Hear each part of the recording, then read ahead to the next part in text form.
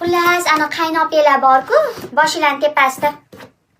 Nima kelin deydigan. Voy, yaxshi ham shu rabakilinni olib qo'ygan ekanman vaqtida. Hozir yozgi kunida shunaqangi uy chang bo'lyapti, sizlar ham bilaman. Har kun menimcha plisos qilib, har kun pol artyapsizlar. Men ham xuddi shu ahvol. Rabakilinni olib qo'yganim xayolimda yo'q. Oddiy plisoslab uy yanada chang qilyapman jinniga o'xshab.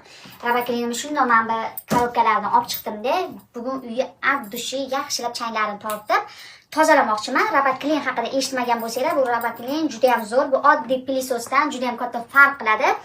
Shu bitta rabakilinni olib qo'ysanglar, ayollar butun umringlarga yetadigan sizlarga dastyor yordamchi.